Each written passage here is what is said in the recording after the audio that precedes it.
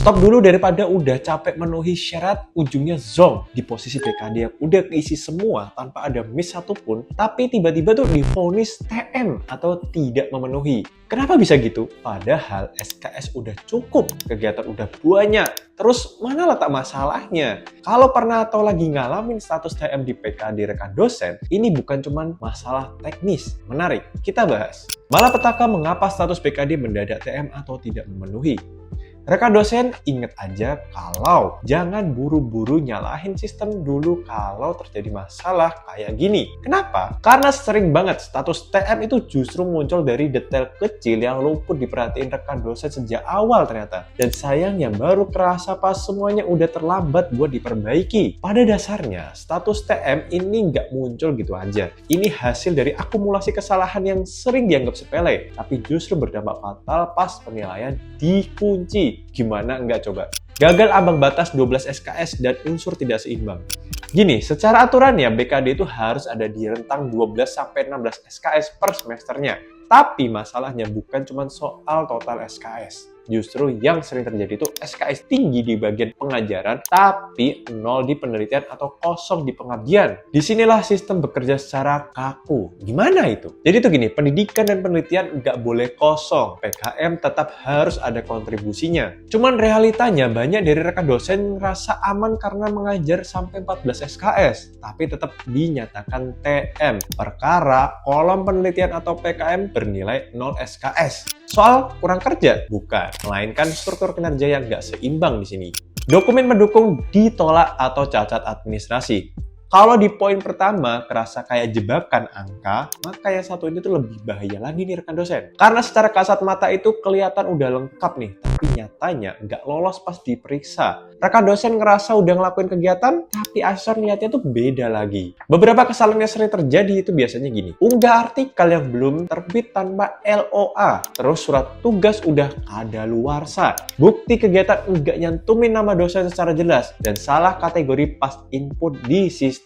Akibatnya, kegiatan dianggap tuh nggak sah, SKS gak dihitung, dan total langsung jatuh di bawah ambang minimum. Di sini, kelihatan ya rekan dosen, bukan kegiatannya yang bermasalah, tapi validitas buktinya. Jadi, jangan heran kalau draft artikel ilmiah yang belum terbit atau salah upload dokumen pendukung bisa langsung bikin BKD divonis TM. Kalau udah gini kan repotnya bisa kepanjangan nih, bahkan sampai nahan pembayaran tunjangan profesi rekan dosen. Ngeri kan? Ya emang awalnya agak keteteran ngelola waktu antara ngajar yang padat dengan kewajiban riset, publikasi, dan ngurus portofolio. Ujungnya, ya gitu.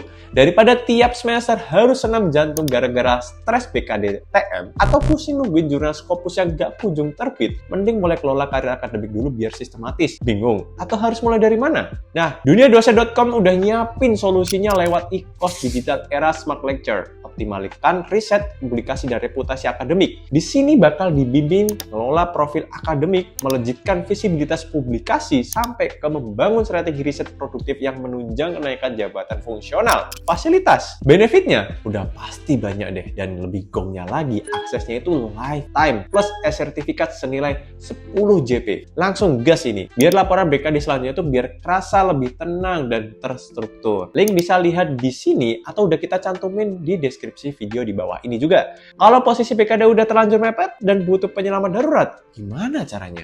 3 langkah darurat selamatkan BKD sebelum dikunci. Oke, kalau rekan dosen masih ada di sebelum masa pengujian sistem, masih ada peluang nih buat nyelamatin BKD. Tapi jangan tunggu sampai semua orang panik duluan. Karena biasanya, yang terlambat bergerak justru kehilangan kesempatan paling penting. Tapi strateginya tuh harus cepat, tepat, dan terukur pastinya. Udah kita siapkan beberapa strategi yang bisa rekan dosen implementasikan. Tapi perlu diingat, ini pure berdasarkan sharing tips. Apabila ada yang kurang atau salah, bisa langsung dikonfirmasi di kolom komentar. Maksimalkan klaim pengabdian insidental.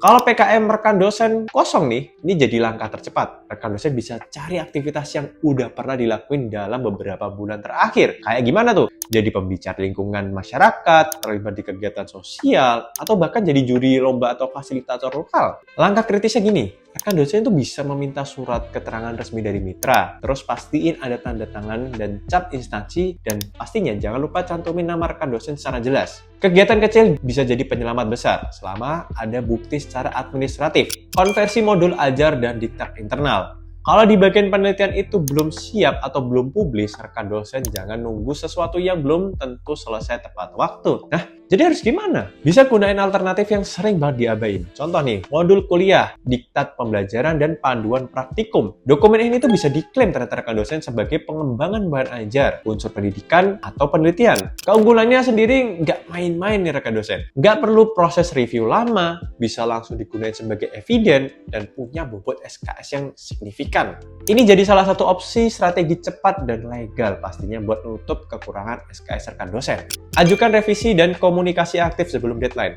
Lah, bukannya ini sering ya? Ya emang benar, cuman ada bedanya. Ini langkah yang sering nentuin hidup atau matinya BKD rekan dosen. Jangan diem aja pas status bermasalah, karena semakin lama dibiarin, ya semakin kecil peluang buat diperbaiki. Rekan dosen bisa lakuin ini segera, minta hubungi operator sister kampus, minta akses revisi kalau masih memungkinkan, dan komunikasi langsung dengan asesor. Selain itu, bisa banget gunain pendekatan yang jelas, kayak tunjukin dokumen pengganti, jelasin perbaikan yang dilakuin, pastiin semua eviden udah selesai. Semakin cepat rekan dosen bergerak, ya semakin besar juga peluang BKD rekan dosen diselamatin. Karena setelah sistem dikunci, nggak ada lagi ruang buat perbaikan alias bye-bye. Intinya, status TM bukan cuma nilai jelek dalam PKD, tapi sinyal bahwa ada yang nggak sinkron nih antara kinerja, dokumentasi, dan sistem penilaian. Ada yang pernah ngalamin momen ini menjelang penutupan? Kegiatan alternatif apa yang paling sering jadi penyelamat darurat saat itu? Tulis di kolom komen. Kalau video ini bermanfaat, jangan lupa klik subscribe dan share ke rekan dosen lainnya. Like dan komen di bawah ini apa yang perlu kita kulik lagi seputar karir dan akademik dosen. Sampai jumpa di video selanjutnya.